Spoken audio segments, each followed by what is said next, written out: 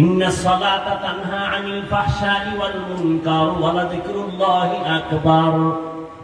হজ করতে গেছো, তাকওয়া নাই, কবুল হবে না। ও বান্দা, তাকওয়ার মেডিসিন ছাড়া আমল আল্লাহর কাছে কবুল হবে না। ইন্নামা ইয়াতাকাব্বালুল্লাহু মিনাল মুত্তাকিন। তাকওয়ার মাধ্যমে আল্লাহ সব আমলগুলো কবুল করে নেবেন, এটা আল্লাহর ওয়াদা, কোরআনের আয়াত। ভালো করে বুঝো, এগ্রিকালচারের কাজে করে মানুষ। এক বেচারা দেখে আমে ভেজাল, কাঁঠালে ভেজাল, লিচুর মধ্যে ভেজাল, নিয়ত করল আমি এখন আম গাছ লাগাইয়া বাড়ির পাশে আম খাবো, আর 2 গ্রাম বাজার থেকে আম নিব না। ভেজাল ভেজাল কি আল্লাহ দিছে? নিব খারাপ মানুষে ভেজাল ঢুকেছে, ঠিক নেই? মানুষ কত খারাপ, আল্লাহর দেওয়া ভালো জিনিসটারে ভেজাল বানাই ফেলাইছে আকাম হইয়া। আল্লাহ হেদায়াত দান করুন। এবার বান্দা আসল নির্ভেজাল আম খাওয়ার জন্য নিজে আমের ভেতরের অংশ শব্দটা আমাদের এলাকায় কি কয়?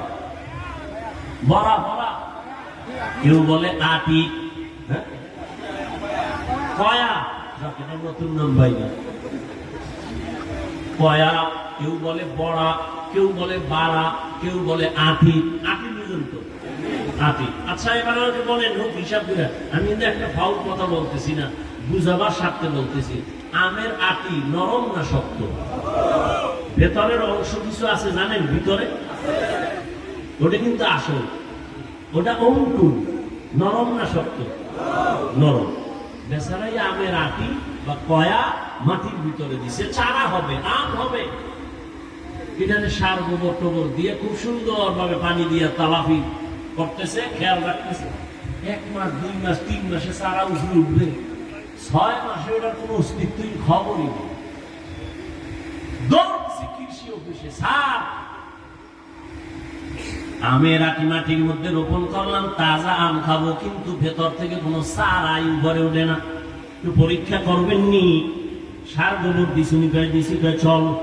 এবার আইসা এগ্রিকালচারের লোক পরীক্ষা কইরা এবার দেখে চারা কেন হয় না, রেজাল্ট দিয়ে দিছে, শোনো তুমি যে আমের কয়া মাটির নিচে দিছো, এই যে ভিতরে একটা অঙ্কুর, ওটা পচা, পচার কারণে উপরে চারা উঠে নেই।